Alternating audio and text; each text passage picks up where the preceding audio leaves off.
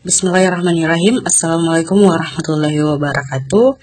Terima kasih atas kesempatan yang diberikan kepada saya sebagai salah satu postdoktoral di Pusat Riset Biosistematika dan Evolusi BRIN untuk mempresentasikan hasil penelitian yang telah saya lakukan pada event sharing of session yang ke-22 yang dilaksanakan oleh Pusat Riset Biosistematika dan Evolusi.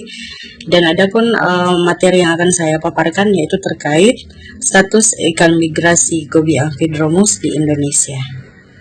Sebagai latar belakang, di mana ikan Gobi amphidromus ini merupakan salah satu ikan ekonomis penting di masyarakat, yang mana ikan ini merupakan salah satu ikan konsumsi yang cukup populer oleh masyarakat setempat karena ikan ini setiap melakukan periode migrasi, masyarakat aktif melakukan penangkapan untuk tujuan konsumsi hingga di beberapa daerah juga telah dikomersilkan menjadi produk olahan, baik itu dalam bentuk kering maupun beberapa olahan yang sudah siap makan. Selain itu, ikan Gobi amphidromus ini termasuk ke dalam subordo Gobiidae dan juga merupakan ikan yang bermigrasi sehingga disebut dengan istilah Gobi amphidromus.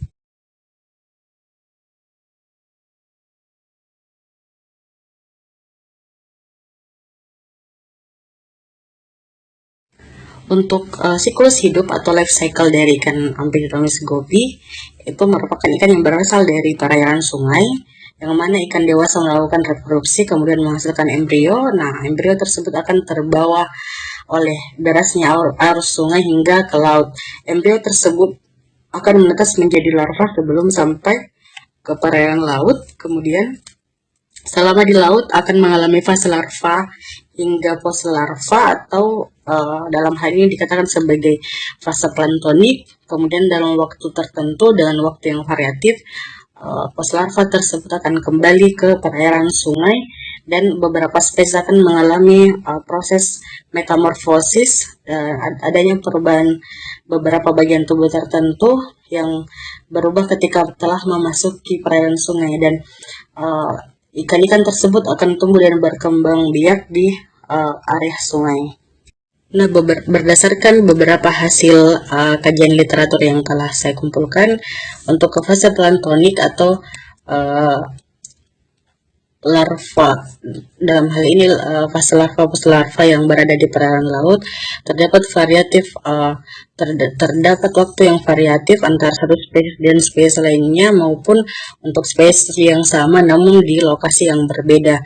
Sejauh ini adapun waktu yang digunakan selama berada di perairan laut berkisar antara 2 hingga 6 bulan untuk di daerah tropis, sedangkan untuk di daerah temperate itu kurang lebih 9 bulan, khususnya untuk spesies Sikiopterus japonicus. Dan beberapa nelayan juga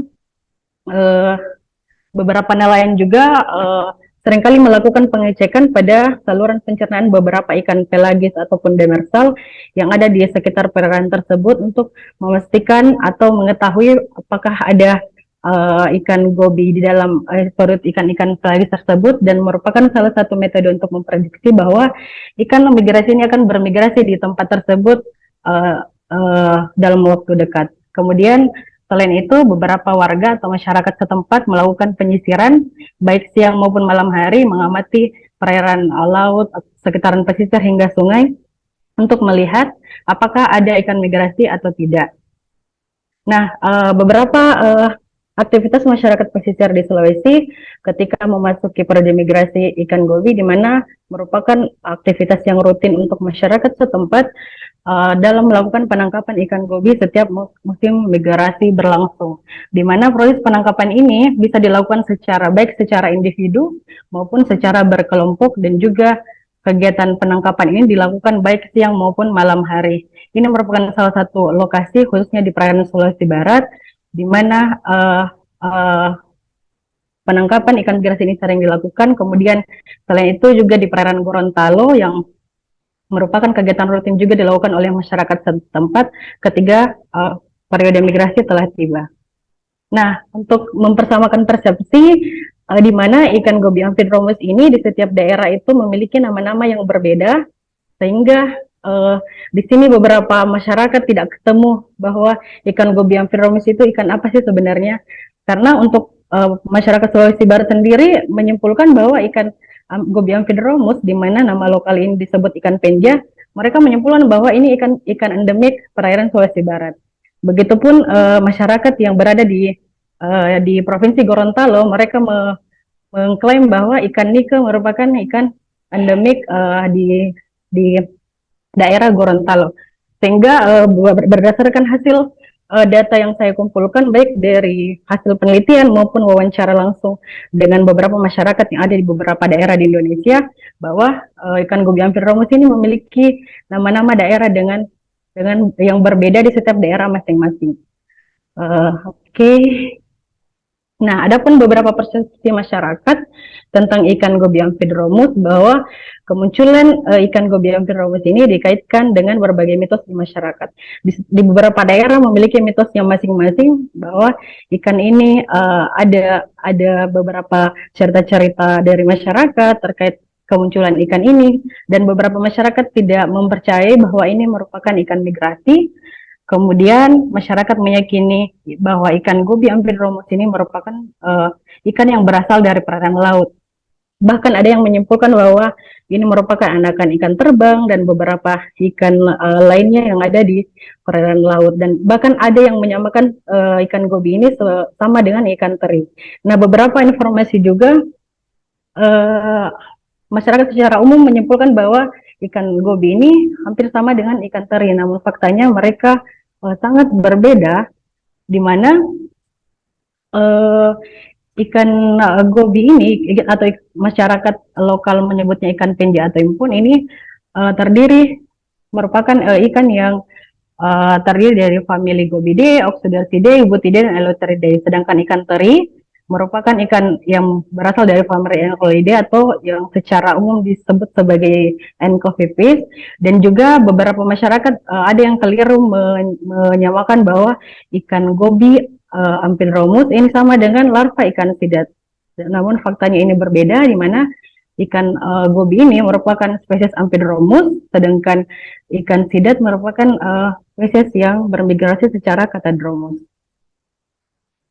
Nah, untuk famili dari ikan gobi ini, di mana terdiri dari 4 famili, yaitu famili Eleutheridae terdiri dari 26 genera dan terdiri atas 278 spesies. Untuk Buthidae terdiri atas 10 genera dan 279 spesies. Begitupun dengan gobi, perlu diketahui bahwa famili Gobiidae merupakan famili dengan jumlah spesies terbanyak di dunia yang memiliki hidup dari semua perairan, baik itu laut, estuari, danau, dan hingga sungai, hingga perairan lainnya, sehingga spesies ini sangat melimpah ditemukan di perairan. Nah, untuk di Indonesia, spesies dari famili Gobiidae ini mendominasi kawasan Walase, sehingga ketika melakukan sampling mungkin akan sering ditemukan jenis-jenis yang dari famili gobi. Selanjutnya itu famili Oxydarcidae yang terdiri atas 86 genera dan 598 spesies. Nah, berdasarkan kajian literatur juga bahwa ikan yang dimaksud dengan gobi amfidromus, karena perlu diketahui bahwa tidak semua spesies gobi ini melakukan migrasi, sehingga kita kajian saya spesifik ke ikan gobi yang melakukan migrasi atau amfidromus gobi spesies. Nah, inilah beberapa genera yang merupakan spesies dari ikan amfidromus gobi ini yang melakukan migrasi. Nah, selain itu awal mula pernyataan bahwa ini merupakan spesies amfidromus dilakukan oleh beberapa peneliti, di mana fosil larva yang sedang bermigrasi ke sungai itu, beberapa peneliti mencoba untuk melakukan domestikasi ataupun pembesaran dengan wadah terkontrol, di mana mereka memelihara beberapa jenis larva, sehingga mereka mengamati perkembangan hingga ke fase dewasa. Dan ini beberapa spesies yang dipelihara yang mulai dari larva, larva hingga dewasa. Sehingga ini menjadi salah satu acuan bahwa beberapa ikan yang bermigrasi itu merupakan ikan yang berasal dari air tawar dan merupakan ikan Amphidromus gobi. Kemudian beberapa masyarakat juga tidak mempercayai bahwa ikan migrasi ini merupakan ikan yang berada di sungai dan memiliki indukan di sana, karena pada saat post larva memiliki karakter yang berbeda hingga pada saat fase dewasa, karena beberapa spesies memang melakukan metamorfosis. Contohnya untuk spesies Trichopteros ini, ketika pada saat fase post larva, di mana bentuk mulutnya itu dia terminal, kemudian setelah melakukan fase metamorfosis akan berubah menjadi subterminal karena melakukan beberapa adaptasi morfologi, karena adanya perubahan makanan yang tadinya dia planktonifor atau cenderung karnivor menjadi herbivor ketika berada di sungai. Nah, ini beberapa penelitian juga yang telah dilakukan di mana untuk jenis Amphidromus gobi ini juga bisa ditandai dari kajian otolitnya, di mana hanya fase juvenil saja yang ditemukan metamorfosis checkmark pada bagian otolit yang merupakan penanda bahwa adanya masa transisi pada saat melakukan perubahan mulut dari fase dari bentuk terminal menjadi subterminal ketika beradaptasi di perairan sungai. Dan juga terdapat beberapa bentuk morfologi yang berubah ketika proses metamorfosis berlangsung, seperti panjang baku pada panjang total beberapa ikan, kemudian bentuk ekor yang tadinya dia forked menjadi truncate ketika dewasa, dan juga sudut antara mata dan mulut, di mana ini akan berubah yang tadinya terminal menjadi subterminal, dan juga pada bagian kepala akan berubah seiring dengan perubahan makanan dan panjang dari sirip dada.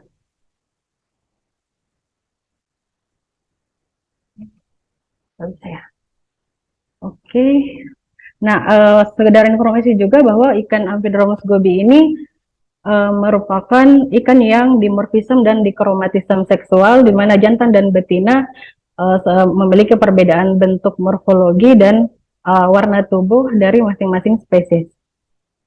Nah, untuk sebaran habitat, kajian yang dilakukan oleh Kate et al. 2015 untuk spesies Ciccidinae, yaitu adanya perbedaan habitat untuk beberapa spesies, di mana dibagi menjadi wilayah estuary, lower course, middle course, and upper course. Beberapa spesies ditemukan untuk beberapa spesies seperti Lentipes dan Akihito hanya ditemukan di bagian upper course saja, dan begitupun spesies lainnya, sehingga untuk melakukan sampling untuk spesies ini perlu dilakukan di semua bagian sungai untuk mendapatkan spesies-spesies secara menyeluruh, karena adanya preferensi habitat masing-masing. Dan untuk ini adalah hasil kajian yang saya lakukan baik dari literatur maupun hasil sampling di lapangan, bahwa terdapat beberapa spesies yang hanya ditemukan di habitat tertentu, seperti untuk estuary dan lower course itu sering ditemukan jenis-jenis tersebut, khususnya Stenogobius, berdasarkan karakteristik habitat. Begitupun spesies lainnya yang ada di middle course dan upper course. Nah, ini spesies tersebut juga memiliki adaptasi tersendiri, sehingga memiliki kisaran atau preferensi habitat tertentu. Seperti untuk Gobiidae sangat identik dengan adanya sirip perut yang menyatu sebagai modifikasi dalam melakukan adaptasi di perairan yang cukup berarus deras, dan untuk melewati beberapa air terjun sehingga mendapatkan lokasi atau preferensi habitat masing-masing dari spesies tersebut. Nah, ada pun beberapa hasil penelitian yang telah saya lakukan khususnya di perairan Sulawesi, khususnya untuk pasca larva ikan gobi ini, di mana awalnya masyarakat meyakini bahwa ikan gobi ini terdiri dari satu spesies, ikan migrasi ini terdiri dari satu spesies saja, dan bahkan beberapa penelitian terdahulu yang saya dapatkan itu mereka menyimpulkan bahwa ikan Amphidramus gobi yang di Gorontalo maupun di Sulawesi Barat itu berbeda jenis, bahkan ada yang menyimpulkan seperti itu. Namun faktanya ikan Amphidramus gobi ini terdiri dari beberapa jenis pasca larva ikan gobi, dan tentunya ini bukan seperti ikan teri yang ukurannya segitu-segitu saja, namun mereka bisa besar dan memiliki induk di perairan sungai. Kemudian informasi penting juga bahwa ketika melakukan migrasi, ikan Amphidramus gobi ini akan mengalami perubahan warna tubuh atau adanya perubahan melanopor pada tubuh, sehingga sangat berbeda ketika nelayan menangkap ikan Amphidramus gobi ini ketika masih di laut dan sudah memasuki perairan sungai. Akan di mana untuk di laut masih terdapat melanopor, sedangkan ketika memasuki perairan sungai ini melanopornya tidak ada, dan itu dijelaskan bahwa adanya adaptasi atau proses osmosis yang berlangsung dalam tubuh sehingga terjadi adanya perubahan pada tubuh. Nah, ini beberapa penelitian yang telah saya lakukan juga khususnya di Sulawesi Barat. Nah, beberapa masyarakat memberikan nama secara lokal untuk beberapa jenis Amphidramus gobi, di mana untuk populasi yang ukuran kecil seperti ini disebut sebagai penja alus, dan yang berukuran besar ini merupakan penja mawasar, yang dimana saya mencoba melakukan DNA barcoding untuk beberapa populasi tersebut untuk mengetahui sebenarnya populasi ini sebenarnya jenisnya apa sih, sehingga ini saya melakukan penelitian tersebut. Nah, dari hasil yang saya dapatkan dapat dilihat bahwa untuk jenis yang penja alus ini merupakan Stiphodon semoni, sedangkan yang penja mawasar ini merupakan Sikiopterus longiphilis. Namun kekurangan dari metode ini adalah kita secara morfologi kita tidak dapat membedakan jenis Amphidramus gobi ini berdasarkan spesies dalam satu genus yang sama, karena belum adanya kunci identifikasi yang dapat ditemukan dalam fase post larva untuk ikan Amphidramus gobi ini, sehingga sulit membedakannya antar spesies, sehingga sejauh ini hanya bisa ditentukan dari ukuran ini saja bisa ditentukan bahwa ini masuk genus Stiphodon, dan yang besar ini merupakan genus Sikiopterus. Dan juga salah satu hasil riset yang saya lakukan seperti ini, hasil yang saya lakukan di Sungai Lariang, Sulawesi Barat. Beberapa pasca larva Amphidramus gobi yang saya kumpulkan juga, saya DNA barcode, dan teridentifikasi beberapa jenis Sikiopterus, yang mana untuk sekali lagi pasca larvanya tidak bisa dibedakan secara morfologi. Nah, sejauh ini yang saya berdasarkan data yang saya kumpulkan bahwa di Indonesia terdiri atas 87 spesies gobi Amphidramus yang sejauh ini dilaporkan dari Indonesia, di mana memiliki perbedaan kategori konservasi, yang dimana untuk kategori Lescanson mendominasi spesies dari Amphidramus gobi ini sendiri, karena faktanya bahwa sejak ditemukan atau dideskripsikan sebagai spesies baru, ikan ini masih tidak mengalami atau perubahan status meskipun dieksploitasi secara masif, karena kurangnya informasi atau data-data pendukung untuk menaikkan status tersebut khususnya untuk jenis endemik. Nah, untuk selama satu dekade terakhir telah ditemukan 23 spesies baru dari ikan Amphidramus gobi ini, di mana 13 spesies diantaranya merupakan jenis endemik, dan juga dari hal tersebut juga bahwa masih tingginya atau besarnya peluang adanya jenis-jenis yang belum dideskripsikan lagi untuk jenis-jenis Amphidramus gobi ini, sehingga kajian baik taksonomi maupun aspek lainnya itu masih perlu untuk dilakukan secara kontinu. Nah, adapun beberapa catatan lampangan yang saya kumpulkan yang merupakan limiting factor dari ikan gobi Amphidramus ini atau ikan imigrasi secara umum, di mana ada beberapa faktor yang mempengaruhi kelangsungan hidup dari spesies tersebut. Pertama itu faktor hidrologi, di mana ikan Amphidramus ini melakukan atau hidup di dua perairan yang berbeda, di mana faktor hidrologi akan sangat berpengaruh terhadap kelangsungan hidup dari ikan tersebut. Selain itu, adanya pencemaran perairan juga turut akan mengancam kelangsungan hidup ikan gobi. Dan juga pembangunan bendungan atau dam tanpa adanya waterway tentu sangat mengancam untuk kelangsungan hidup, Dan beberapa laporan seperti hasil yang dilakukan oleh Bu Reni pada tahun 2017 di Pulau Enggano, di mana untuk sungai yang terdapat dam di sana, dari hasil sampling lapangan yang dilakukan tidak ditemukan adanya ikan migrasi, khususnya ikan Amphidromus gobi di sungai yang memiliki dam di atasnya. Sedangkan sungai yang tidak memiliki dam banyak ditemukan jenis gobi Amphidromus. Dan juga faktor lain juga itu climate change atau perubahan iklim ini khususnya untuk kenaikan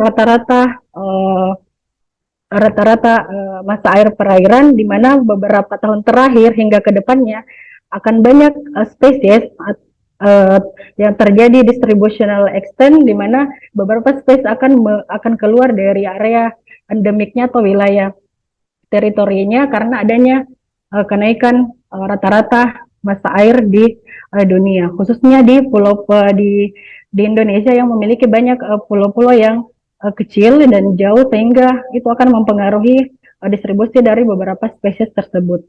Nah, selain itu di Indonesia sendiri untuk special case-nya, di Indonesia sering adanya kemarau panjang atau kekeringan, dan pendangkalan pada sungai ini merupakan beberapa gambar yang saya dapatkan ketika melakukan penelitian, di mana ketika musim kemarau sungai akan mengering, sehingga beberapa spesies ikan atau organisme akuatik yang berada di situ juga akan terancam hidupnya. Nah, ini ketika kemarau ini akan lebih panjang lagi atau kemarau panjang, beberapa sungai akan mengalami kekeringan. Nah, beberapa kasus mungkin saya tidak sempat dokumentasikan, banyaknya ditemukan ikan-ikan yang mati di beberapa daerah yang mengalami kekeringan pada area sungainya. Selain itu, adanya pendangkalan pada muara sungai, khususnya pada muara ini, akan menghalangi beberapa jenis ikan gobi untuk bermigrasi kembali ke habitat awalnya, sehingga itu merupakan salah satu masalah pada beberapa jenis ikan yang bermigrasi. Nah, selain itu adanya overeksploitasi, seperti yang kita ketahui hingga saat ini untuk pasca larva ikan gobi Amphidromus ini terus dieksploitasi secara masif karena merupakan salah satu ikan konsumsi yang sangat populer di masyarakat, sehingga setiap periode migrasi tiba, masyarakat akan terus menangkap dan mengonsumsi ikan tersebut di beberapa daerah. Nah, selain pasca larvanya juga, ternyata ikan dewasa dari gobi Amphidromus ini juga dieksploitasi dalam hal untuk sebagai ornamental freshwater fish. Nah, banyak sekali report dari beberapa masyarakat yang maupun beberapa hunter yang saya temui bahwa adanya eksploitasi yang berlebihan juga terhadap penangkapan ikan gobi Amphidromus yang dewasa ini, karena memang merupakan kandidat yang potensial sebagai ikan hias, sehingga terus ditangkap di beberapa daerah itu sendiri. Nah, adapun kajian yang saya lakukan selama studi maupun hingga postdoktoral ini, di mana kegiatan deskripsi spesies baru atau proses inventarisasi ini hanya memenuhi keanekaragaman hayati saja, namun untuk mengetahui status dan kondisi populasi diperlukan informasi lebih lanjut seperti informasi genetik dan kajian bioekologi untuk ke arah pengelolaan berkelanjutan untuk spesies ikan Amphidromus gobi ini. Mungkin cukup sekian dari saya. Assalamualaikum warahmatullahi wabarakatuh. Saya kembalikan ke moderator. Terima kasih Dr. Nur Kirana, presentasi yang sangat menarik terkait status ikan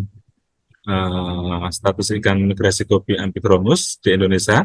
Saya kira akan ada banyak pertanyaan ya dari Bapak Ibu sekalian. Saya akan buka 3 termin untuk pertanyaan, masing-masing termin dengan 2 penanya terlebih dahulu, yang ditujukan langsung kepada pemateri. Selanjutnya, setelah 3 termin selesai, jika ada pertanyaan yang melalui chat, juga akan dijawab oleh pemateri. Silakan Bapak Ibu semua, jika ada yang bertanya silahkan angkat tangan. Oh, sudah ada. Mbak Pipit, silahkan Mbak. Baik, makasih banyak Mas Kunto atas kesempatannya. Presentasi yang sangat menarik. Tapi karena saya bukan orang ikan, jadi tadi ketika menyimak tuh banyak hal yang oh begitu ya gitu. Satu hal itu tadi yang saya penasaran itu apakah semua ikan itu emang bisa tadi si ikan gobi itu kan bisa hidup di laut, di danau, di sungai dan itu bisa di semua air ya. Apakah itu tuh berlaku untuk semua ikan atau hanya ikan gobi aja? Terus tadi kan ikan gobi itu kan bagus bagus ya, cantik-cantik itu wajar kalau misalnya dijadikan ikan hias. Tapi tadi katanya dikonsumsi juga itu dikonsumsi oleh masyarakat itu berarti dikonsumsi seperti makan ikan teri dijadiin gorengan atau segala macam gitu ya. Kan sayang gitu. Kasih Hmm. banyak. Satu penanya lagi, jika ada, silakan.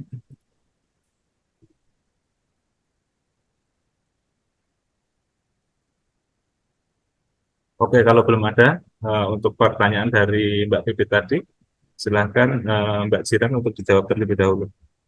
Baik, terima kasih untuk pertanyaan yang sangat menarik dari Mbak Pipit. Nah, untuk ikan gobi yang saya sebutkan sebelumnya bahwa ikan gobi ini merupakan spesies terbanyak dari semua famili ikan yang ada di dunia. Di mana, nah untuk spesies dari ikan gobi ini ada yang hidup di laut, di estuari, danau dan sekalipun itu merupakan spesies yang berbeda. Dan adapun beberapa spesies memang dia menempati khususnya di sungai, dia tidak ada beberapa spesies yang tidak hanya hidup di lower course saja, atau lower stream saja, ataupun middle, dia menempati lower hingga upper stream untuk ke sungai. Nah, untuk beberapa spesies memang ada yang hidup di danau. Nah, di laut khususnya paling banyak juga spesies untuk marine goby. Nah, terkait untuk konsumsi yang ditanyakan tadi, memang masyarakat awam khususnya tidak mengetahui bahwa ikan gobi ini merupakan ikan yang bermigrasi. Mereka menyamakan bahwa ikan gobi ini sama dengan ikan teri yang hidupnya di laut. Mereka tidak mengetahui bahwa ikan ini bermigrasi untuk masuk ke perairan sungai. Sehingga itu merupakan salah satu informasi yang tidak tersampaikan ke masyarakat bahwa di sungai itu banyak loh indukan ikan gobi ini, namun masyarakat tidak mempercayai hal itu karena ya memang adanya perbedaan morfologi dari pos larva ini dengan individu dewasanya. Sehingga masyarakat sangat tidak mempercayai bahwa ini loh indukannya ikan gobi amphiromus ini atau nama lokalnya ini loh indukannya ikan impun yang yang kalian tangkap, yang kalian konsumsi, sehingga itu menjadi informasi yang berbeda. Begitupun dengan para hunter khususnya ya, yang menangkap ikan air tawar ini untuk diekspor dan sebagainya, mereka tidak tahu bahwa ikan ini ikan migrasi. Mereka hanya meyakini bahwa oh ini ikan air sungai yang memiliki warna yang menarik dan layak untuk menjadi ikan hias. Seperti itu Mbak, sehingga masyarakat sangat tidak percaya bahwa oh ikan yang cantik ini, ikan yang menarik ini ternyata ini loh larvanya yang sering kita konsumsi. Mereka tidak mempercaya itu. Mungkin itu dari saya Mbak. Oh iya ya, makasih banyak penjawabannya. Makasih, Mbak. Baik, terima kasih Mbak Jiran, Mbak Pipit. Apakah ada pertanyaan lagi Bapak Ibu semuanya? Sepertinya ada di chat juga Mas. Oke, kalau belum ada yang angkat tangan, kita lanjut ke chat dulu. Ini ada pertanyaan Mbak Jiran dari Bapak Rediansah. Untuk pertanyaannya adalah kapan bulan puncak dan bulan sedang untuk munculan ikan gobi-gobi ini. Terus pertanyaan kedua, kenapa ikan gobi sering muncul pada saat bulan gelap dan langsung melimpah? Apakah jumlah indukan ikan gobi juga banyak? Terima kasih, silakan dijawab Mbak Jiran. Baik, terima kasih untuk pertanyaan dari Mas Rendiansyah. Untuk kapan bulan puncak kemunculan ini, yang saya ketahui dari literatur dan fakta di lapangan itu, untuk migrasi yang paling banyak ditemukan itu terjadi ketika Indonesia mengalami musim hujan. Nah, salah satu faktornya adalah karena hampir semua sungai itu ketika musim hujan itu tidak ada yang tertutup bagian muaranya. Sehingga itu menjadi salah satu sign atau signal untuk ikan gobi ini bermigrasi ke sungai. Dan dari catatan lapangan yang saya lakukan selama setahun, baik dari sungai yang memiliki ukuran yang besar, yang tidak pernah tertutup sama sekali bagian muara, maupun sungai yang kadang ketika musim kemarau, bagian muaranya itu tertutup, saya dapatkan bahwa ikan yang memiliki ukuran besar, yang berarus deras, yang muaranya tidak pernah tertutup itu hampir ditemukan proses migrasi setiap bulan. Namun jumlahnya yang mungkin tidak sama, ada yang sangat sedikit hingga sangat melimpah, dan beberapa nelayan juga menganggap jika ikan yang bermigrasi itu sedikit, mereka sepertinya tidak akan melakukan proses penangkapan karena mungkin hasil tangkapannya akan sedikit, sehingga mereka tidak menganggap bahwa tiap bulan itu merupakan proses migrasi. Beberapa nelayan menganggap kegiatan proses migrasi ini ketika ikan Amphidromus gobi ini bermigrasi secara banyak, melimpah, sehingga masyarakat, nelayan, dan apapun semua yang di perairan yang tinggal di pesisir itu akan ikut menangkap ikan Amphidromus gobi ini. Sehingga untuk bulan puncak itu saya tidak bisa menentukan karena memang belum ada kajian, namun yang saya amati ketika musim hujan terjadi di Indonesia. Dan juga tadi satu apa ya Mas pertanyaannya? Kenapa ikan gobi munculnya tiba-tiba gitu, Oh iya. terus langsung melimpah gitu? Sebenarnya tidak tiba-tiba, mereka ada beberapa ikan Amphidromus gobi ini kan terdiri dari ratusan spesies, ratusan jenis, sehingga ketika bermigrasi pun itu terdiri dari beberapa jenis dan dari beberapa lokasi. Nah, catatan penting di sini bahwa tidak semua ikan gobi ini akan bermigrasi ke tempatnya dia berasal karena faktor hidrologi tadi. Pertama dipengaruhi oleh arus. Ketika dia mengalami fase planktonik di laut, hidupnya akan dipengaruhi oleh arus kemana dia akan dibawa.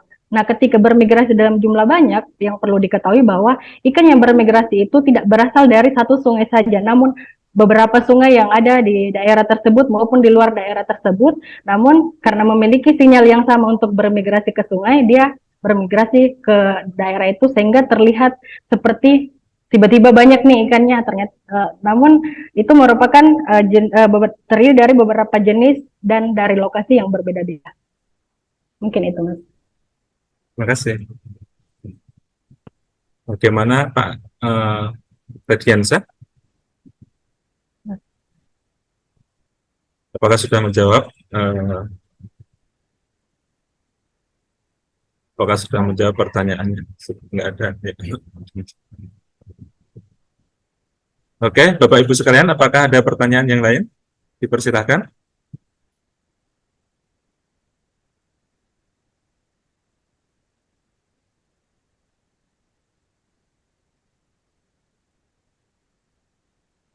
Kalau belum ada, saya boleh bertanya Mbak Jiran terkait dengan ikan gobi Amphidromus ini. Tadi di presentasi Mbak Jiran menjelaskan bahwa sebaran individu dari ikan dewasa gobi Amphidromus ini tersebar luas di sungai, baik di lower stream, middle sampai upper stream gitu ya. Setiap genus ataupun spesies ada yang di muara, di tengah, dan di upper stream gitu. Nah, pertanyaan saya, ketika memijah ikan-ikan ini, ketika memijah spesies ini, ketika memijah, baik yang di muara sana, dekat muara, tengah, ataupun atas, apakah mereka bermigrasi mendekati muara sungai, mendekati laut, ataukah yang di upstream sana, di gunung sana misalnya itu, tetap memijah di situ, kemudian hanya telurnya saja yang akan terbawa mengalir ke laut dan bersifat planktonik di laut selama beberapa bulan tadi disebutkan, dan baru akan kembali lagi ke sungai, ke upstream. Itu pertanyaan saya. Silakan dijawab. Silakan. Baik, terima kasih untuk pertanyaannya, Konto. Nah, untuk ketika memijah ini, ikan yang berada di sungai ini dia tidak meninggalkan habitatnya mereka melakukan reproduksi di sana, kemudian embrionya dan hingga telur mereka akan terbawa oleh derasnya aliran sungai hingga ke laut. Nah, ada eksperimen yang telah dilakukan bahwa larva yang dipelihara, ini eksperimen yang diamati dari perbedaan perairan, yaitu air tawar, air payau, dan air laut. Larva yang berada di air tawar tidak akan melakukan perkembangan lebih lanjut dari hasil eksperimen itu ketika dia masih berada di air tawar. Makanya di life cycle yang dibuat sebelumnya itu ikan ini menetas sebelum sampai ke laut. Namun meskipun menetas, ketika masih di air tawar, dia tidak akan melakukan perkembangan lebih lanjut hingga akhirnya mati. Namun berbeda dengan eksperimen yang dilakukan di air payau dan laut. Di air payau masih berkembang namun stuck, sedangkan air laut dia berkembang secara sempurna. Sehingga salah satu faktor makanan lah juga yang mempengaruhi ikan ini melakukan perkembangan secara sempurna, yaitu jenis-jenis plankton yang ada di laut itu mempengaruhi kelangsungan hidup dari ikan Amphidromus gobi ini. Sehingga mereka harus ke laut dulu dalam fase larva hingga post larva baru kembali ke sungai. Seperti itu, Mas. Oke, terima kasih. Artinya ikan ini tadi memang telur ataupun embrio berasal dari sungai, sangat melalui perjalanan yang sangat panjang dan keras banget ya, gitu. Panjang, Mas. Terus Iya. kemudian kira-kira berapa banyak telur yang dihasilkan sampai dia bisa ke laut, kemudian berubah menjadi plankton stage gitu, terus kembali lagi. Karena pada saat kembali ke sungai ini, ke freshwater ini, mereka begitu sangat banyak banget gitu loh. Jadi pertanyaannya, berapa telur yang dihasilkan sampai mereka bisa survive kembali lagi ke sungai. Tadi kalau lihat fotonya itu penduduk ataupun nelayan memanen dengan sangat banyak jumlahnya gitu. Artinya pada saat memijah reproduksi telur yang dihasilkan pun logikanya juga sangat banyak banget. Bisa dijelaskan, Mbak Ciran? Baik, kalau untuk jumlah real telurnya ya Mas, mungkin saya belum lupa berapa jumlahnya. Yang jelas untuk informasi saja bahwa ada 2 jenis Sicyopterus sejauh ini. Dari sekian banyak jenis Sicyopterus, baru 2 yang dikaji dari asam PZ-nya, sehingga adalah informasi untuk bisa disampaikan. Nah, untuk Sicyopterus ini dia kebetulan multiple year spawner, dia memijah sepanjang tahun, jadi dia tidak sekali setahun dalam melakukan pemijahan. Sehingga ketika bermigrasi pun kebanyakan jenis yang mendominasi itu pasti jenis dari Sicyopterus. Sedangkan jenis yang lain itu dia minoritas, dia ada namun dalam jumlah yang sedikit.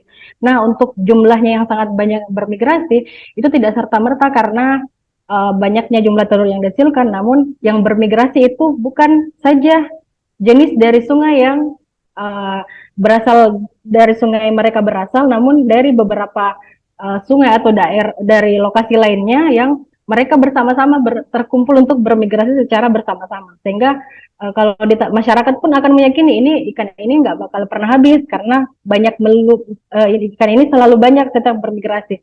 Namun yang keliru di sini itu tergantung sungai yang ada, di mana sungai yang tidak pernah tertutup sama sekali sepanjang tahun itu pasti menjadi tempat untuk ikan-ikan ini bermigrasi.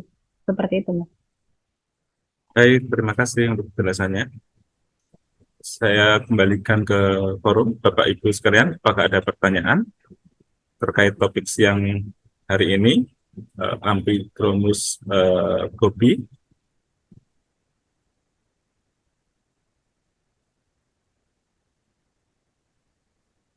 Apakah di chat ada pertanyaan?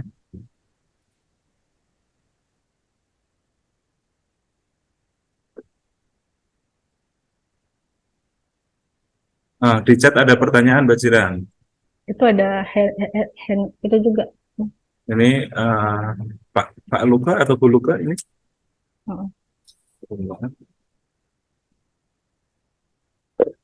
Pertanyaannya saya bacakan, Mbak Jiran. Selamat sore Ibu, mohon izin bertanya, selain di Sulawesi, apakah ada informasi mengenai distribusi ikan ini di daerah lain selain di Sulawesi? Jika belum terdapat informasi tersebut, apakah ada kemungkinan bahwa spesies ini terdapat juga di daerah lain selain Sulawesi, namun masih termasuk di kawasan Walase ya? Terima kasih. Silakan Mbak Jiran. Baik, terima kasih pertanyaannya Mas Luka. Untuk distribusinya sendiri, untuk Amphidromus gobi ini terdistribusi di semua perairan Indonesia, bahkan Indo-Pasifik. Namun untuk mungkin lebih ke jenis endemik ya. Sejauh ini yang saya report untuk ikan gobi Amphidromus, khususnya dari sisi dini itu, terdapat jenis endemik seperti Lentipes mekonggensis yang ditemukan di Sulawesi Tenggara, namun beberapa tahun terakhir kami temukan banyak sekali di Sulawesi Tengah juga. Dan selain itu, ikan yang terakhir kami temukan juga merupakan jenis baru, yaitu Schismatogobius limoni, yang merupakan jenis endemik Sulawesi juga.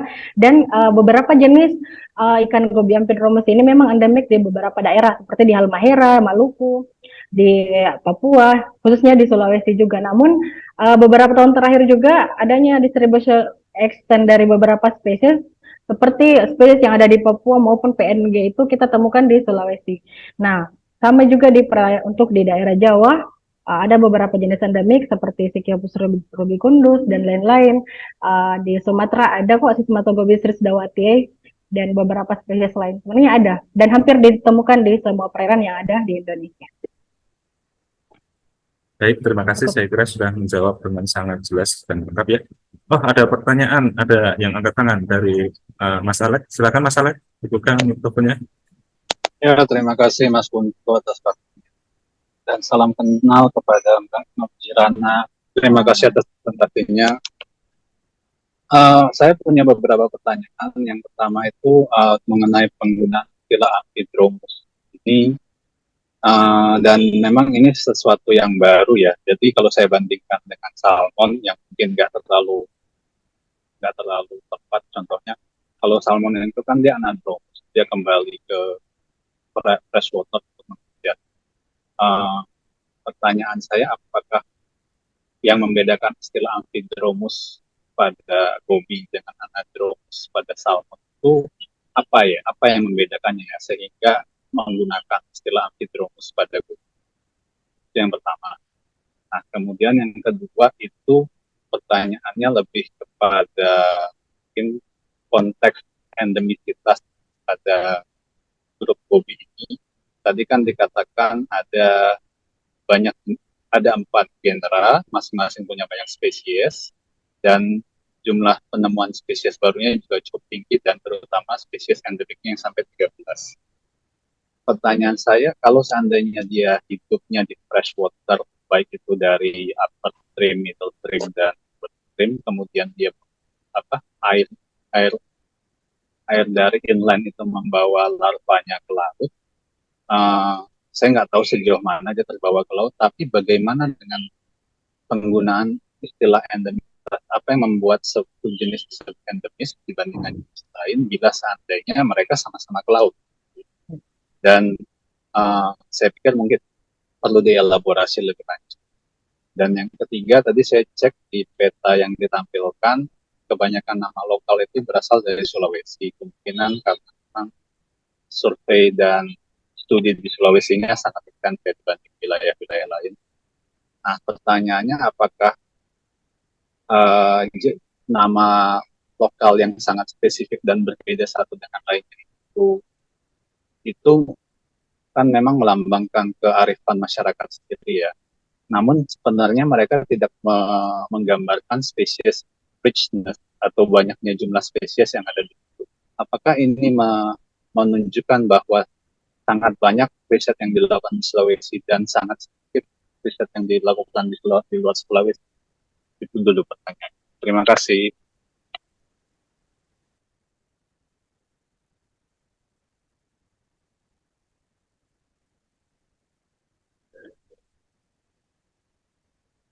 Langsung dijawab ya, Mas? Iya, silakan. Terserah Mas Kuntonya. Oh iya, maaf. Terima kasih Mas Alex atas pertanyaannya. Saya kira ada 3 pertanyaan dari Mas Alex, tapi untuk pertanyaan yang ketiga saya kurang nangkep. Mudah-mudahan Mbak Jiran nangkep apa pertanyaan dari Mas Alex, karena di sini kurang jelas suaranya. Saya ulang untuk pertanyaan yang pertama dan kedua, yaitu untuk pertanyaan pertama, penggunaan istilah amphidromus, apakah di mana bedanya dengan anadromus yang terjadi pada ikan salmon, gitu kan? Kemudian untuk yang pertanyaan kedua, yaitu mengenai terkait dengan konteks endemisitas, gitu. Tadi Mbak Jiran menyebutkan bahwa tingkat endemisitas ikan dari jenis goby amphidromus ini sangat tinggi. Namun kalau kita lihat dari siklus hidupnya, gitu kan, ikan ini kan dari air tawar kemudian sampai air laut, gitu. Tapi kenapa masih disebut endemik seperti itu? Untuk yang ketiga saya kurang jelas. Mudah-mudahan Mbak Jiran menangkap. Terima kasih. Silakan Mbak Jiran dijawab pertanyaan dari Mas Alex. Terima kasih atas pertanyaan dari Mas Alex. Pertanyaannya cukup menarik. Nah, untuk konteks amphidromus tersendiri, kenapa dikatakan dia jenis amphidromus? Kita harus mengetahui bahwa apa motif dari ikan itu bermigrasi. Nah, kenapa salmon dan sidet itu dia merupakan ikan diadromus? Karena mereka bermigrasi untuk melakukan reproduksi. Seperti pada salmon di anadromus mengikuti arus, sedangkan pada ikan sidat dia katadromus salmon dia melawan arus, sidat dia Catadromus, dia mengikuti arus. Nah, untuk kedua jenis ikan ini dia bermigrasi dalam hal untuk melakukan reproduksi. Berbeda halnya untuk ikan Amphidromus. Kenapa dikatakan Amphidromus? Karena dia bermigrasi untuk beberapa fase hidupnya untuk melengkapi kebutuhan makanannya untuk fase hidup tertentu, kemudian kembali lagi ke habitat asalnya. Itu yang membedakan antara Amphidromus dengan Anadromus ataupun Catadromus. Jadi untuk Amphidromus ini dia tidak bermigrasi untuk memijah, namun melengkapi kebutuhan hidupnya untuk fase tertentu. Kemudian konteks endemitas sendiri yang ditanyakan tadi, mengapa banyaknya jenis endemik dari ikan Amphidromus gobi ini? Nah, karena faktanya mereka pada saat fase larva post larva berada di perairan yang sama, di perairan laut.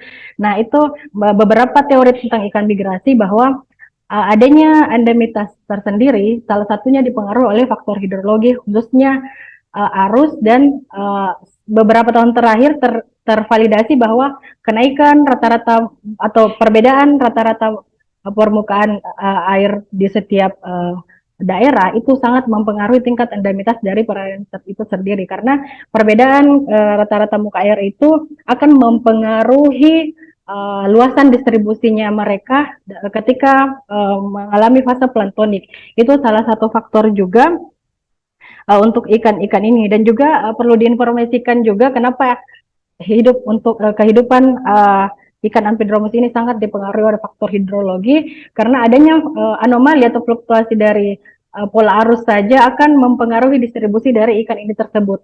Makanya beberapa tahun terakhir banyak jenis-jenis ikan Amphidromus ini yang tadinya endemik, khususnya di wilayah timur Indonesia itu kami temukan di Sulawesi, sehingga kami banyak menulis tentang tambahan distribusi, sehingga ikan-ikan beberapa jenis tersebut sudah tidak endemik lagi karena adanya perluasan distribusi. Begitupun beberapa jenis yang ada di negara Jepang, Taiwan, dan Filipina itu banyak ditemukan di Sulawesi juga, sehingga faktor hidrologi ini sangat mempengaruhi distribusi dari ikan-ikan gobi ini. Nah, dan juga tadi pertanyaan terkait nama lokal. Nah, benar sekali, karena saya kajiannya lama di Sulawesi, sehingga banyak informasi yang saya dapatkan, namun tidak menutup kemungkinan di lokasi lain dari wawancara pribadi maupun dari informasi dari hasil penelitian sama-sama melakukan kegiatan penangkapan, namun tidak terlaporkan saja. Nah, faktanya di sini lebih banyak peneliti ataupun akademisi yang menulis dan melakukan penelitian di Sulawesi, sehingga informasinya tersampaikan di beberapa publikasi seperti itu, Mas. Nah, untuk nama lokal, awal melakukan penelitian gobi juga ini, kenapa setiap peneliti di beberapa daerah itu menggunakan nama yang berbeda, khususnya lebih kepada nama lokal. Jika teman-teman membaca tulisan yang beberapa dosen dari Gorontalo maupun dari Sulawesi Tengah, itu pasti menggunakan nama lokalnya masing-masing.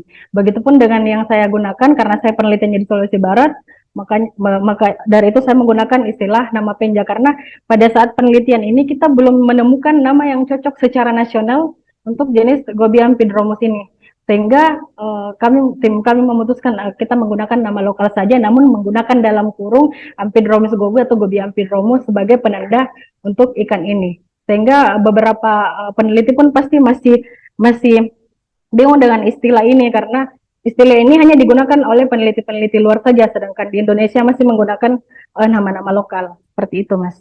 Mungkin ada yang belum terjawab, Mas? Bisa Ya, terima kasih ditanyakan lagi. penjelasannya. Terima kasih penjelasannya, bagus sekali. Nah, khususnya yang kedua, yang mengenai endemisitas distribusi yang dipengaruhi oleh tinggi muka air, artinya kalau begini dengan tinggi muka air yang bisa bervariasi antar musim atau antar tahun, artinya distribusi mereka juga bisa sangat bervariasi dong dari tahun ke tahun. Apakah demikian? Baik, langsung saya jawab ya, Mas.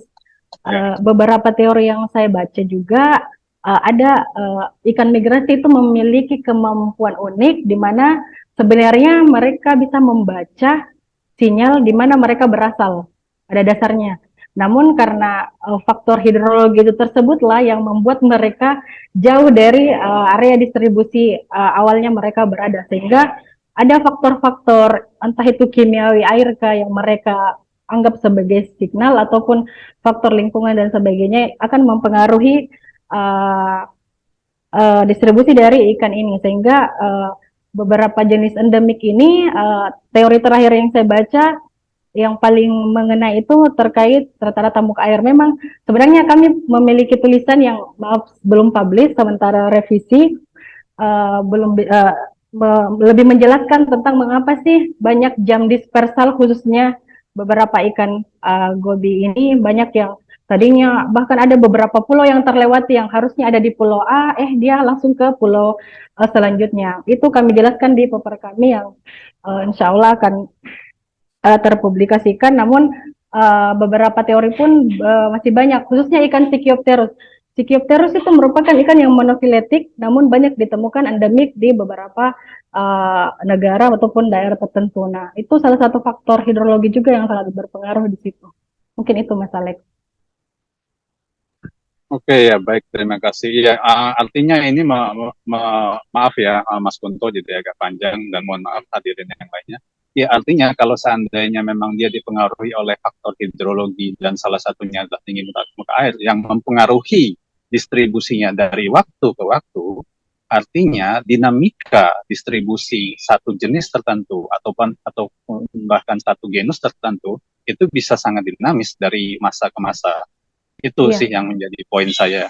Sehingga memang inilah yang membuat bahwa pentingnya risetnya Mbak Nurjirana untuk di masa depan untuk bisa memperlihatkan apakah distribusinya itu sedinamis yang dibayangkan atau memang dengan banyaknya risetnya nanti di masa depan akan terdapat pola-pola yang bisa diidentifikasi sehingga kita bisa dengan yakin mengatakan ini jenis yang endemik, sedangkan yang lainnya mungkin bukan jenis endemik. Itu maksud saya. Ya, baik. Terima kasih atas penjelasannya. Terima kasih Mas Alex. Sama-sama. Sukses.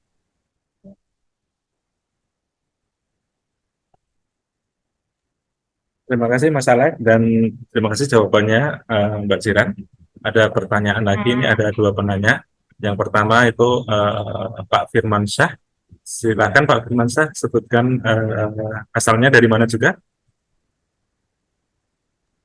Baik, terima kasih. Perkenalkan, nama saya Firmansyah, selaku mewakili Lembaga Swadaya Masyarakat di Sulawesi Barat, sekaligus lagi berkuliah di Universitas Hasanuddin, program Pasca Sarjana. Terkait pemaparan Saudari Nurjirana tadi, saya menyimpulkan bahwa gobi ini erat sekali hubungannya dengan sungai. Nah, pertanyaan saya karena keeratan hubungan antara sungai dengan populasi gobi ini sangat kuat, maka timbul satu pertanyaan, apakah pembangunan infrastruktur di sungai seperti bendungan, kemudian eksploitasi sungai terkait dengan pengelolaan batu sungai untuk pembangunan infrastruktur pemerintah dan lain-lain, seberapa besarkah pengaruh infrastruktur itu dan segala eksploitasinya terhadap populasi gobi yang ada di sungai tertentu? Kira-kira itu saja pertanyaannya. Terima kasih. Baik, satu pertanyaannya dari Pak Firmansyah, karena cuma satu, kita lanjut dulu Mbak Jiran, tahan dulu, nanti dulu jawabnya barengan dari pertanyaannya Bu Lady Diana Kartiono. Silahkan sekalian sebutkan asalnya dari mana, Bu. Iya, terima kasih. Saya Lady Diana Kartiono. Halo Mbak Jiran. Halo Mbak Lady. Iya. Saya dari Sulawesi Tengah, tapi saat ini sedang mengambil program doktor di IPB. Mbak Jiran, jadi kemarin saya sempat beberapa kali sudah terlibat dengan kegiatan gobi ini ya bersama Pak Gani. Ya. Dari tahun 2019 kemarin. Nah, yang ingin saya tanyakan di sini karena saya mengambil di bagian aquakulturnya dan nutrisi di bagian aquakulturnya, apakah catatan Mbak Jiran saat ini sudah ada gobi yang berhasil untuk sampai ke aquakulturnya, sampai ke budidayanya gitu. Kemarin ada beberapa yang sudah berhasil didomestikasi. Tapi apakah sudah ada dari catatan Mbak Jiran, apakah sudah ada yang berhasil untuk sampai di aquaculture? Kemudian apakah saat ini saya sedang meneliti yang Stipodon semoni, ya dari family Stipodon, dan untuk melihat jenis makanannya, kemudian golongan daripada ususnya untuk mengetahui apakah dia ini herbivore, carnivore atau omnivore, dan melakukan upaya budidaya dari situ. Tapi kemudian banyak kendala karena Amphidromus ya. Ya, sehingga akhirnya saat ini kami lagi konsen juga di Mogilobius yang ada di Poso endemiknya. Nah, itu adanya di danau. Tuh. Jadi menurut Mbak Jiran, apakah ikan gobi ini punya potensi untuk dibudidayakan? Itu yang pertama, karena jangan sampai dari luar duluan, dari luar negeri duluan yang ini kan melakukan budidaya seperti itu Mbak Jiran, dan kita kurang update untuk melakukan budidaya, begitu maksud saya. Yang kedua yang ingin saya tanyakan, apakah ikan gobi ini juga dari catatan Mbak Jiran sudah ada siklusnya, siklus lengkapnya? Seperti ikan penja yang ditemukan itu ternyata sama seperti ikan gobi jenis tertentu yang ada di sungai. Apakah itu melihat daripada DNA saja atau sudah bisa ditelusuri siklusnya? Misalnya pada hari keberapa dia berubah menjadi yuana dan sampai dia mencapai dewasa atau matang gonat. Seperti itu. Terima kasih Mbak Jiran.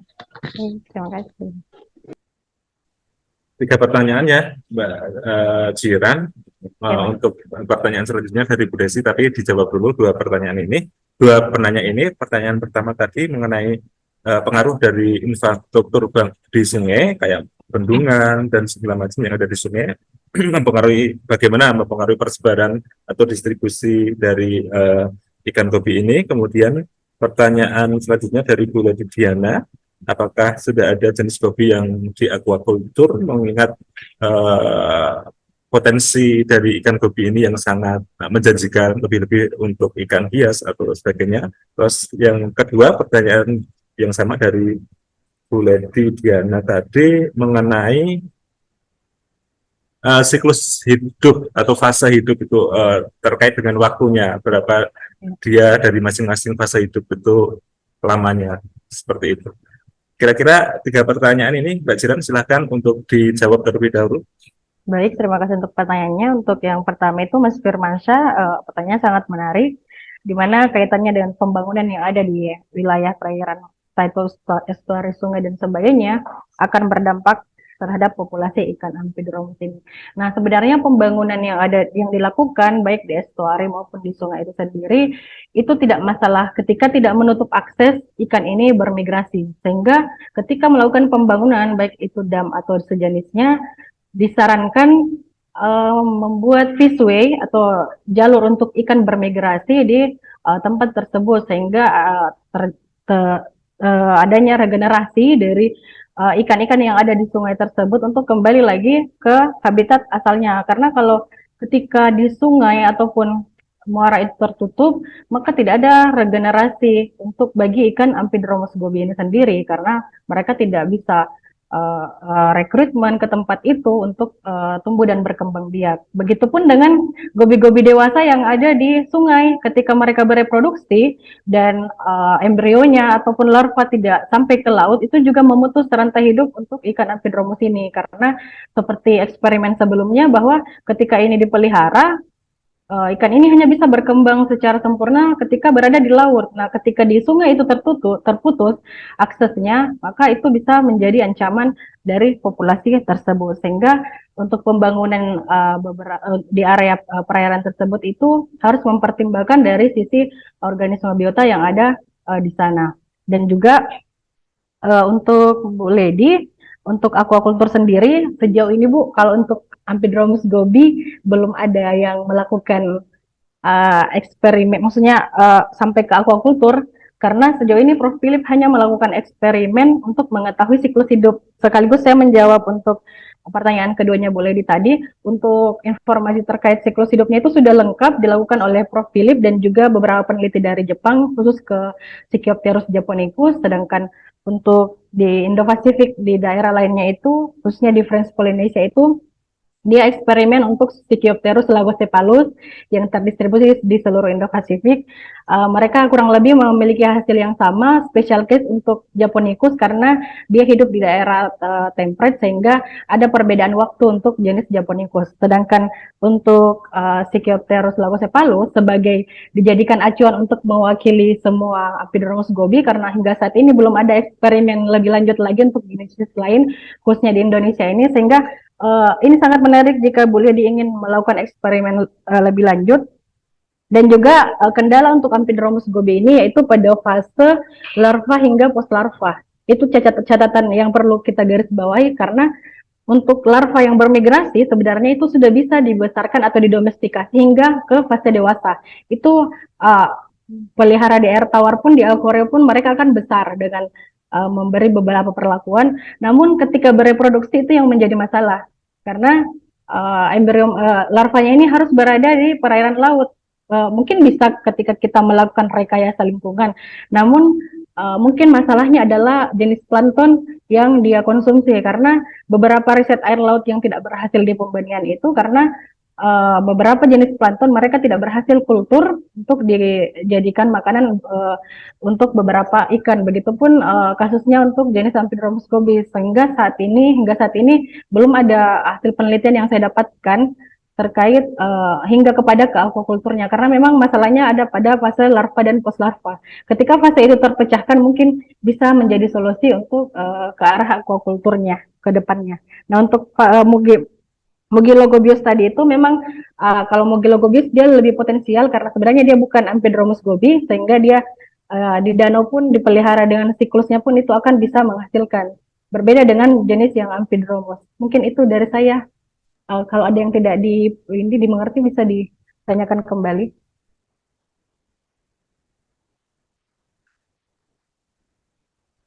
Bagaimana jawabannya dari Mbak Jiran, Bu Ledi? Sudah cukup? Sudah cukup. Baiklah. Terima kasih banyak. Ya. Selanjutnya untuk menanya selanjutnya Bu Desi, silakan Bu Desi. Dibuka mikrofonnya Bu. Saya buka ini sekarang. Halo, Terima Bu. kasih banyak Pak Kunto.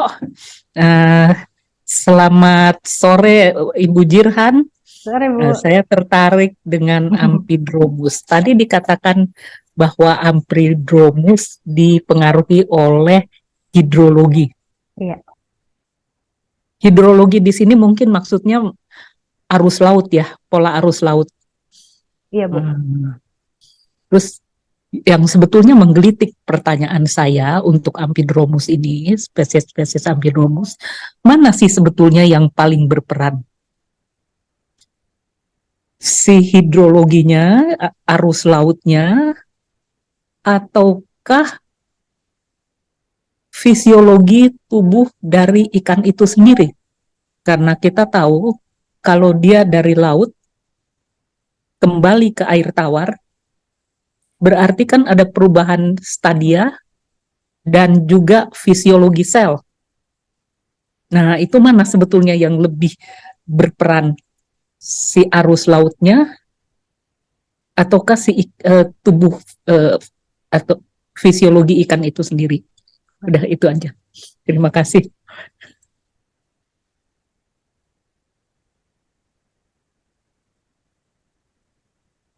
Silakan langsung dijawab aja Mbak Jiran. Langsung jawab ya, Mas. Baik, terima kasih pertanyaan menarik dari Bu Desi terkait faktor hidrologi yang mempengaruhi kelangsungan hidup dari ikan Amphidromus ini. Nah, menurut yang saya ketahui juga Bu dari beberapa catatan penelitian, yang paling berpengaruh untuk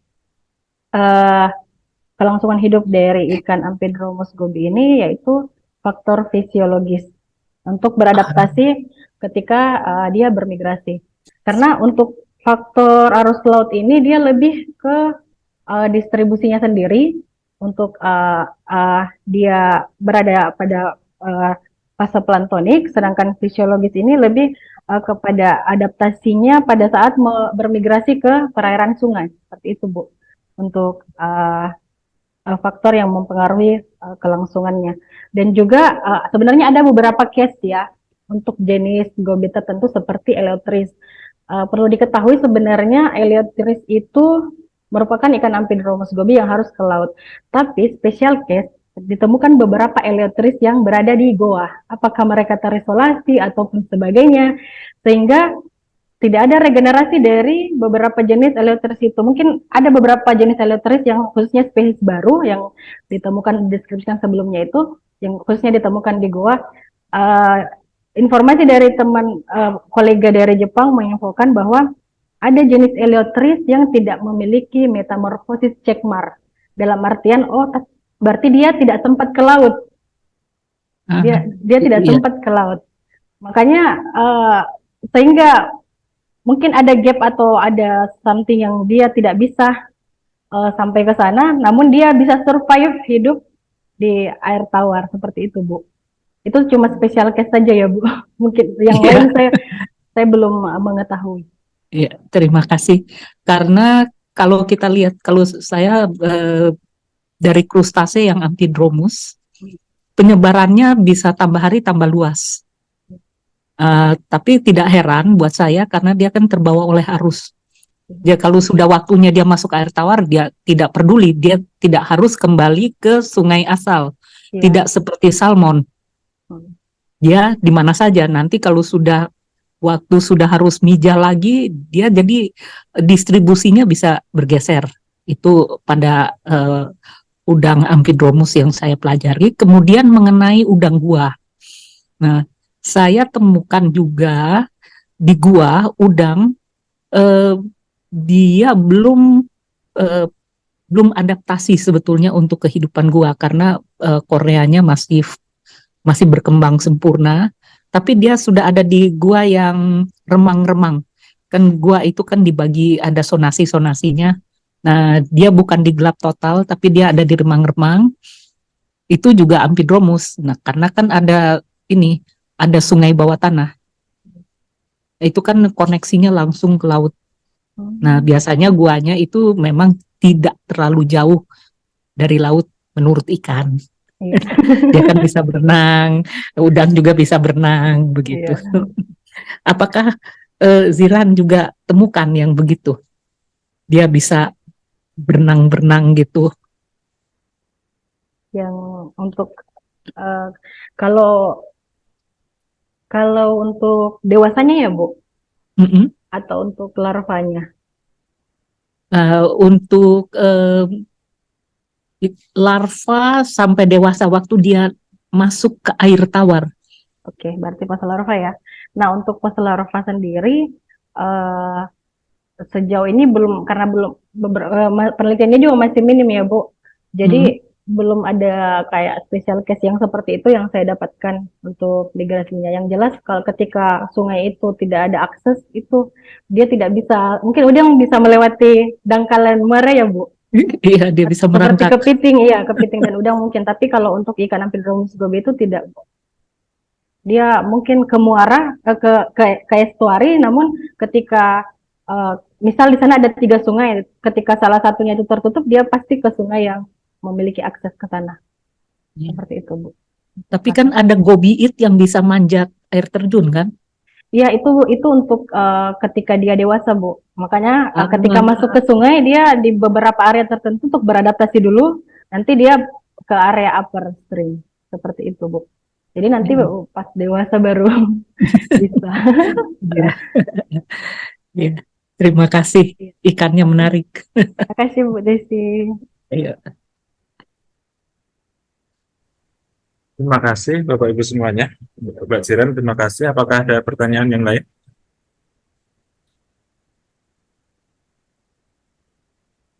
Di kolom chat ada tidak? Saya cek sebentar.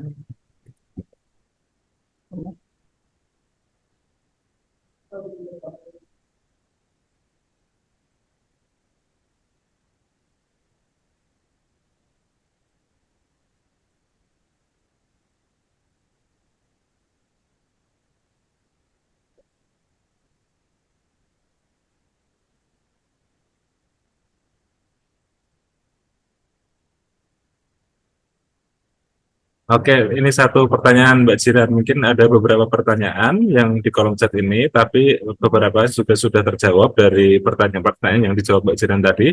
Tapi satu pertanyaan ini yang saya kira belum terjawab. Pertanyaan dari Pak Margo ini, mau tanya dari hasil penelitian ikan gobi yang sudah dilakukan, apakah makanan ikan gobi di alam, khususnya untuk jenis Sicyopterus dan Lentipes, apakah ada makanan yang spesial dari jenis ini, Mbak Jiran? Terus kemudian pertanyaan dari Mbak Rena, pertanyaan kedua, apakah morfologi atau anatomi khas dari gobi yang memijah sepanjang tahun, apakah ada perbedaan morfologi ataupun anatomi dibandingkan dengan gobi musiman yang memijah gobi yang memijahnya musiman gitu? Terima kasih, silakan dijawab Mbak Jiran. Baik, terima kasih untuk pertanyaannya. Untuk Pak Margo ini untuk informasi preferensi makanan untuk Sicyopterus atau Lentipes. Nah, untuk Sicyopterus itu merupakan jenis gobi yang alligator. Jadi dia cenderung herbivore. Makanya dia sangat berubah tuh morfologi dari mulutnya yang tadinya ketika di laut dia plantivore, terminal, kemudian ketika di sungai akan berubah menjadi subterminal dan cenderung menjadi organisme bentik, sehingga dia cenderung ditemukan di atas bebatuan yang memiliki alga dan dia merupakan salah satu jenis yang alligator. Dan untuk Lentipes dia karnivor sama seperti Sicyopus, Tipodon, itu merupakan jenis yang karnivor sehingga mereka cenderung mengonsumsi serangga dan sebagainya. Dan sebenarnya kami ada beberapa penelitian juga terkait food and feeding habit untuk jenis Sicyopus dan Lentipes, namun belum terpublikasikan. Semoga cepat terpublikasikan tahun ini sehingga ada informasi baru terkait makanan tersebut. Nah, untuk pertanyaan dari Mbak Rena, untuk gobi, apakah perbedaan anatomi khas untuk gobi yang memijah sepanjang tahun dan tidak? Nah, untuk jenis gobi yang tidak memijah itu saya sebenarnya kurang ada informasi Mbak, karena jujur untuk jenis gobi Amphidromus ini baru sekitar 4 jenis yang sudah dikaji, baik itu biologi reproduksi maupun dan lain sebagainya, yang menurut saya informasinya sudah sangat lengkap untuk ke arah pengelolaannya, sehingga sejauh ini yang saya ketahui bahwa gobi ini yang khususnya Sicyopterus itu memang yang multiple spawner, dia memijah sepanjang tahun, karena dari hasil histologi terdapat adanya perbedaan ukuran oosit yang bervariasi sehingga itu bisa disimpulkan bahwa ini ikan tersebut memijah sepanjang tahun. Seperti itu Mbak. Mungkin itu dari saya. Suaranya termute. Oke, baik Mbak Jiran, saya kira sudah menjawab ya dari pertanyaan-pertanyaan tadi. Ini selanjutnya ada pertanyaan yang angkat tangan ini. Pak Muhammad Afrizal, silahkan. Ya, terima kasih Pak. Izin bertanya, saya Muhammad Afrizal. Jadi presentasi yang disampaikan oleh Nurjirana, khususnya ikan gobi di perairan Walasit, lebih khusus di Sulawesi.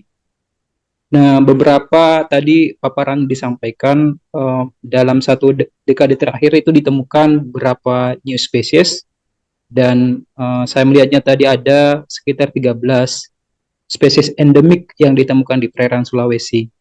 Nah, mungkin saya melanjutkan pertanyaan yang disampaikan oleh Pak Alex dan Bu Desi. Nah, bagaimana sih memastikan spesies tersebut dipengaruhi oleh faktor hidrologi atau memang ikan tersebut atau topik tersebut minim dilakukan di lokasi lain? Karena saya melihatnya sebagian besar ikan endemik yang ditemukan itu hanya di perairan Sulawesi. Mungkin di daerah lain belum dilaksanakan sehingga bisa dipastikan itu endemik. Jadi pertanyaan saya mungkin bisa dijelaskan apakah endemik itu karena minimnya penelitian atau penyebaran distribusi itu disebabkan oleh faktor hidrologi. Terima kasih. Silakan Mbak Jiran langsung saja dijawab. Baik, langsung saya jawab. Terima kasih untuk pertanyaannya Mas Afrizal, cukup menarik terkait status endemik. Mungkin di garis bawah yang saya maksud endemik ini bukan di Sulawesi saja, tapi yang 13 spesies itu di perairan Indonesia, termasuk salah satunya di Sulawesi. Nah, terkait status endemik, perlu diketahui bahwa awal mengklaim spesies ini endemik adalah karena tidak adanya report dari lokasi lain. Ketika pertama kali dideskripsikan sebagai spesies baru dan tidak ada informasi dari lokasi lain, maka peneliti bisa mengklaim bahwa ini endemik di lokasi dia didapatkan. Namun, ketika kita melakukan kegiatan eksplorasi dan sebagainya di lokasi yang berbeda dan menemukan jenis yang tadinya diklaim sebagai endemik itu merupakan informasi baru bahwa ini tidak endemik lagi karena adanya report. Dan juga alasan salah satu jenis Amphidromus gobi kenapa beberapa tahun terakhir yang tadinya endemik menjadi cuma natif, itu salah satu faktor hidrologi, dan tentunya alasannya adalah ikan ini bermigrasi secara Amphidromus, sehingga sangat rawan sekali untuk ikan ini memiliki distribusi yang luas. Ketika adanya fluktuasi atau anomali arus laut dan sebagainya, itu akan mempengaruhi luasan distribusi dari jenis-jenis ini. Makanya banyak sekali ditemukan spesies dari Amphidromus ini yang jam dispersal. Bahkan saya pun menemukan ikan yang first record yang dia endemik New Caledonia, tidak ditemukan di Papua dan Maluku, namun kami temukan di Sulawesi. Seperti itu. Sehingga makanya saya katakan di awal, faktor hidrologi itu sangat mempengaruhi sekitar 70% hidup dari ikan Amphidromus. Mungkin itu dari saya. Oke, Mas Afrizal, bagaimana? Afrizal, apakah sudah menjawab? Jelas. Terima kasih. Terima kasih Mbak Jiran.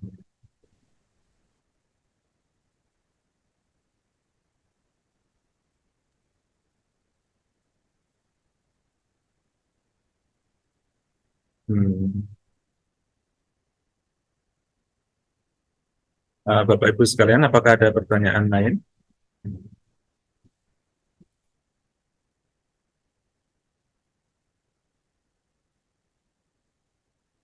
Ada Hah? dari Bang Daniel. Hah? Siapa yang mau bertanya? Bang Daniel, Pak. Tenang. Hasil penelitian selama postdoc. Silakan Mbak Jiran langsung saja. Mengenai terkait dengan postdoc yang dilakukan di PRB Ebrim ya, silakan. Baik, terima kasih untuk Bang Daniel Fikili Mokodongan. Nah, untuk hasil riset yang saya lakukan selama postdoc di PRB Ebrim ini, saya fokus melakukan kajian kepada individu dewasa, yaitu fokus ke taksonomi.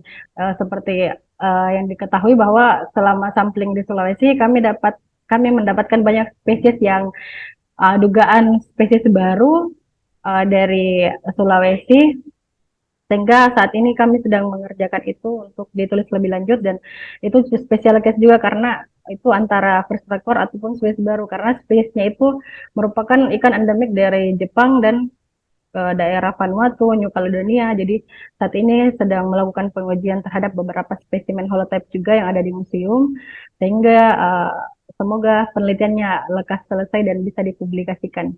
Mungkin itu, Mas. Oke, baik. Terima kasih.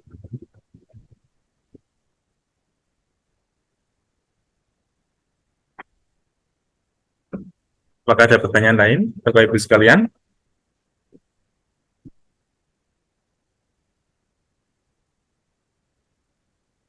Nah, baik, kalau tidak ada pertanyaan, saya kira cukup ya. Saya ucapkan terima kasih kepada Dr. Nurjirana yang telah berkenan memberikan materi pada kesempatan SOS yang ke-22 pada siang hari ini. Saya sampaikan juga apresiasi yang sangat tinggi kepada Bapak Ibu semuanya yang telah menyempatkan waktunya untuk menghadiri acara pada siang hari ini. Semoga pertemuan pada siang hari ini memberikan manfaat bagi kita semua. Saya tutup pertemuan siang hari ini dengan dan sampai jumpa di session of sharing selanjutnya dari pusat riset biosistematika dan evolusi iklim. Terima kasih Mbak Jiran dan Bapak Ibu Terima semuanya. kasih Mas. Sampai Terima kasih. jumpa di lain kesempatan. Assalamualaikum warahmatullahi wabarakatuh. Waalaikumsalam warahmatullahi Salam. Kasih Mbak Jiran. wabarakatuh. Mbak. Terima kasih, Bu Kiran.